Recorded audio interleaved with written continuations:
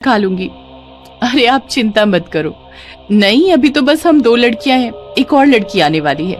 मीनू अपने पापा से बात कर ही रही थी जब उसने रीमा को बाथरूम से निकलते देखा। अच्छा पापा, मैं अभी रखती हूँ। रीमा और मैं अभी डिनर बनाएंगे। गुड नाइट पापा। बस कुछ ही दिन हुए हैं मीनू को बेंगलोर आए हुए। कॉलेज खत्म होने के बाद उसने आईटी सेक्टर में जॉब ले लिया। नए शहर में इंसान बहुत जल्दी अकेला पड़ जाता है, इसीलिए मीनू को जब इस गर्ल्स हॉस्टल के बारे में अपने ही ऑफिस कॉलीग रीमा से पता चला तो वो भी इधर शिफ्ट हो गई। मकान मालिक ने यह घर वर्किंग वुमेन के लिए हॉस्टल जैसा बनाया है। पहले और दूसरे माले पर 4 लड़कियां रहती हैं और तीसरे माले पर रहती हैं मीनू और रीमा। लेकिन उनके बाजू वाले कमरे में एक और नई लड़की आने वाली है। दिन भर ऑफिस का काम करके दोनों ही बहुत थक चुकी थी, इसलिए वो गरम गरम फुलके वाली रोटी और चिकन बनाने में लग गई। मीनू और रीमा थोड़े से टाइम में ही बहुत अच्छे दोस्त बन गए हैं। वो बातें कर रहे थे और खाना बना रहे थे कि तभी अचानक मीनू ने गेट खोलने की आवाज सुनी। कोई सीढ़ियों से चलकर ऊपर आ रहा था। शायद नई लड़की आ गई। ये कहते हुए रीमा दरवाजा खोलने के लिए गई। फिर जैसे उसने दरवाजा खोला उसे एक अजीब सी बेचैनी हुई। चलने की आवाज धीरे धीरे पास आ रही थी। रीमा की दिल की धड़कन तेज हो गई। आवाज पास आती गई और धड़कन बढ़ती गई।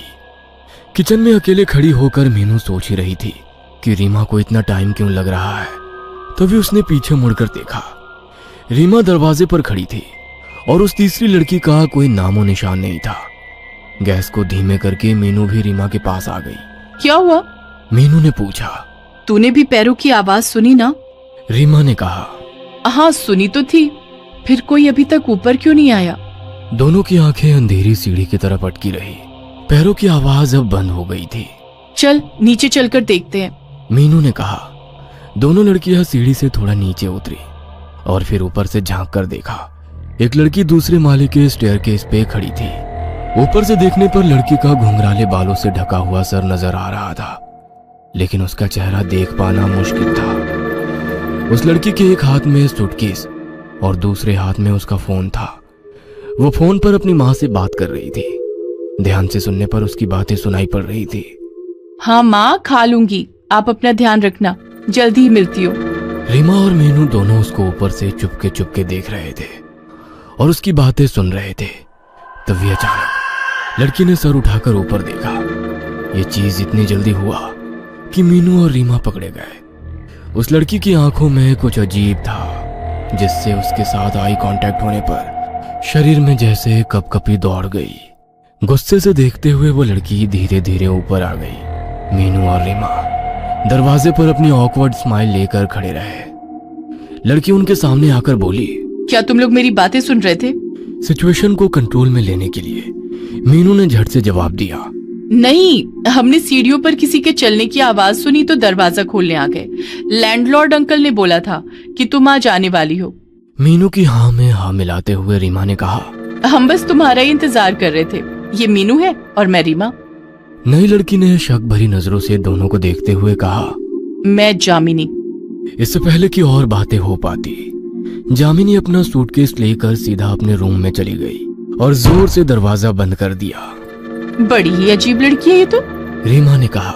नई नई आई है, शायद फैमिली को मिस कर रही है। चलो खाना खाकर सो जाते हैं, कल सुबह मीटिंग के लिए जल्दी उठना है। मीनू किचन में वापस चली गई। खाना खाकर दोनों लड़की गहरी नींद सो रही थी। अचानक प्यास लगने पर मीनू जाग गई। पानी का जग मेज पर रखना वो भूल गई थी। रीमा गहरी नींद में उसी के बाजू में सो रही थी। कहीं उसकी नींद भी टूट ना जाए ये सोचकर मीनू बिना लाइट ऑन किए किचन की तरफ चलने लगी। किचन के बाजू में ही जामिनी का कमरा था। उसका दरवाजा तब भी बंद था। किचन से पानी पीकर मीनू अपने रूम की तरफ लौट ही रही थी कि तभी उसे किसी के फुसफुसाकर बात करने की आवाज सुनाई दी। ध्यान से सुनने पर समझ आया कि आवाज जामिनी के कमरे से आ रही थी। मीनू ने मन ही मन सोचा, ये लड़की इतनी रात गए किससे बात कर रही है? एक कौतूहल मीनू के मन में जागी। बहुत आहिस्ता से थोड़ी सी भी आवाज किए बिना मीनू जामिनी के दरवाजे तक पहुंची। फिर उसने हॉल से रूम के अंदर झांक कर देखा तो जामिनी बेड पर बैठी है। उसके खुले काले बाल हवा में उड़ रहे हैं और उसके सामने टेबल पर एक कैंडल जल रही है। जामिनी हाथ में एक फोटोग्राफ पकड़े हुए बेड पे बैठे बैठे झूल रही है और पागलों जैसे बड़बड़ कर रही है।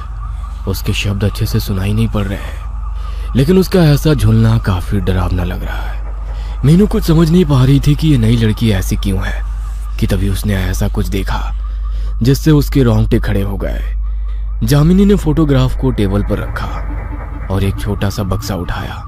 बक्से का ढक्कन खोल के उसके अंदर से उसने एक छिपकली निकाली। जामिनी ने छिपकली को उसकी पूंछ से पकड़ा हुआ था। उल्टी लटकती हुई छिपकली अपने जान की भीख मांगती हुई हवा में तैर रही थी, लेकिन जामिनी ने उसकी जान नहीं बख्शी। उसने अपना मुंह खोला और बिना हिचकिचाए उस छिपकली को निगल गई। घिन और भय से मीनू का शरीर सुन्न पड़ गया था। कैसे कोई जीता जागता इंसान छिपकली खा सकता है? कुछ तो गड़बड़ है इस लड़की के साथ। तभी अचानक जामिनी ने मीनू की तरफ सर घुमाया। पता नहीं कैसे बंद दरवाजे के उस पार से जामिनी को पता चला कि मीनू उस पर नजर रख रही है।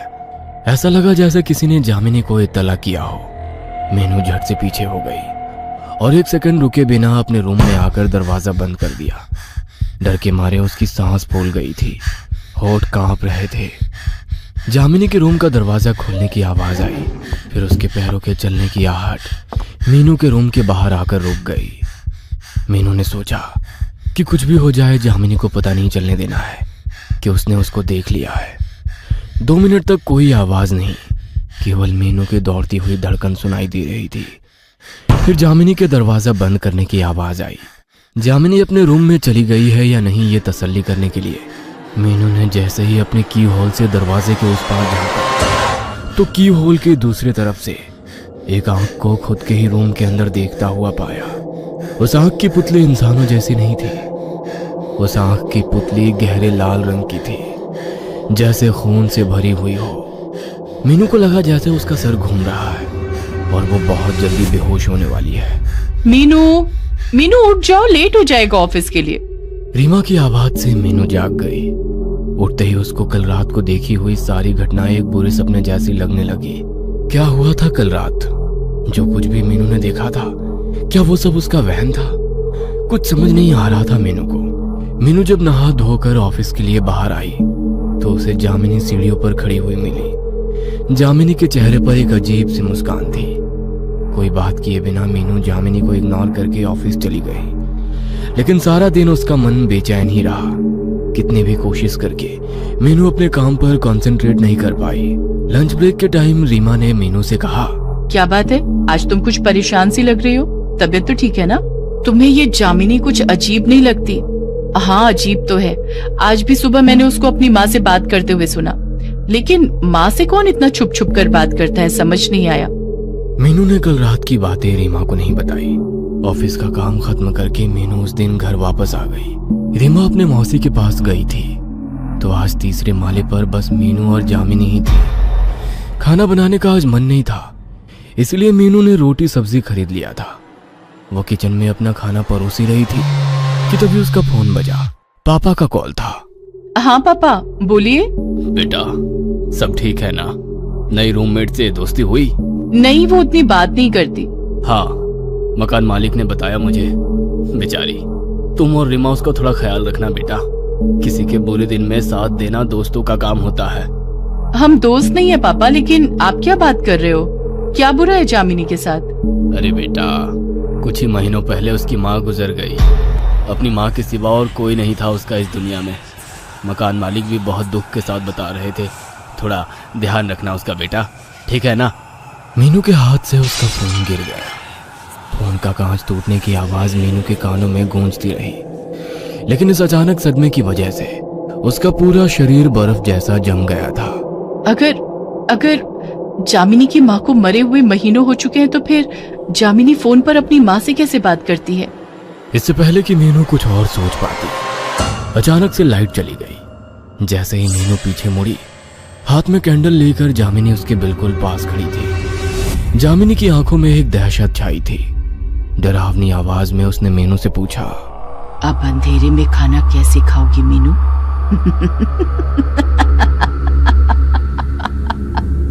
जामिनी को खिलखिलाकर हंसते हुए देख मीनू का गला सूख गया। कैंडल की रोशनी में जामिनी और भी भयंकर लग रही थी। तुमने खाना खा लिया क्या? कांपती हुई आवाज के साथ मीनू ने पूछा। जामिनी फिर से हंस पड़ी। तुम्हें तो पता ही है मैं क्या खाती हूँ, है ना? मीनू के हाथ पैर सुन्न पड़ गए थे। फिर एक ऐसी घटना घटी जिसके लिए मीनू बिल्कुल तैयार नहीं थी। जामिनी पागलों जैसे हंसने लगी। उसका पूरा बदन हंसी के प्रकोप से कांपने लगा था। हंसते हंसते जामिनी की आंखें उसके सिर के अंदर की तरफ मुड़ने लगी और उन्हीं आंखों के दूसरी तरफ उस रात को देखी हुई लाल पुतलियों वाली आंखें निकल कर आ गई। वह आंखें किसी इंसान की नहीं थी, वह आंखें थी शैतान की। डरते हुए मीनू ने चिल्लाकर कहा, जामिनी, ये तुम्हें क्या हो रहा है जामिनी? लेकिन अब जामिनी का शरीर उसके बस में नहीं था। वो बिल्कुल बदल चुकी थी। उसके चेहरे से दरिंदगी टपक रही थी, जैसे वो बरसों से खून की प्यासी हो। धीरे धीरे जामिनी अपने सर को दाएं फिर बाएं हिलाने लगी और बचपन में सुना हुआ जानी पहचानी लोरी गाने लगी। लकड़ी की काठी पे घोड़ा, घोड़े की दुम पे जो मारा, हथौड़ा, दौड़ा दौड़ा दौड़ा घोड़ा, तुम उठा के दौड़ा। पर अब उसके गले से जो आवाज निकल रही थी वह किसी लड़की की आवाज नहीं थी, वह आवाज थी किसी पिशाच की। ऐसे गाते हुए जामिनी मीनू के ऊपर झपटी। मीनू चिल्लाते हुए जमीन पर गिर गई। तभी पता नहीं कैसे मीनू के फोन में अलार्म बजने लगा। मीनू का अलार्म टोन हनुमान चालीसा का श्लोक था। मीनू के पापा ने कहा था कि हर दिन की शुरुआत भगवान के नाम के साथ करें तो दिन अच्छा जाता है। जैसे ही हनुमान चालीसा का धुन गूंजने लगा, जामिनी ने मीनू को छोड़ दिया। जामिनी अपने कान को अपने हाथों से भींचने लगी, जैसे वो पिशाच जामिनी के अंदर से बोल रहा हो, बंद करो, इसे बंद करो। जामिनी का शरीर जमीन पर पड़े हुए कांपने लगा। उसके मुंह से काला खून निकल कर आने लगा। कुछ देर बाद जामिनी बेहोश हो गई। 2 दिन बाद जामिनी की अस्पताल में आंखें खुली। उसको कुछ भी याद नहीं था। डॉक्टर के मुताबिक जामिनी को अपनी मां के गुजर जाने के गम में दिल का दौरा पड़ा था। लेकिन मीनू जानती है कि जामिनी किसी अतृप्त आत्मा के वश में आ गई थी। शायद जामिनी जब अपनी मां को बुलाती थी तभी कोई पिशाच उसके दुख का फायदा उठाकर जामिनी के ऊपर हावी हो गया था। मीनू को अब यकीन है कि जामिनी उस पिशाच के हाथों से मुक्त हो चुकी है। लेकिन अभी एक बात जो मीनू को खटक रही है वो ये कि सुबह का मॉर्निंग अलार्म शाम की 7:30 बजे कैसे चालू हो गया था। क्या वो जामिनी की मां थी जिसने एक ही साथ अपनी बेटी और मीनू की मदद की?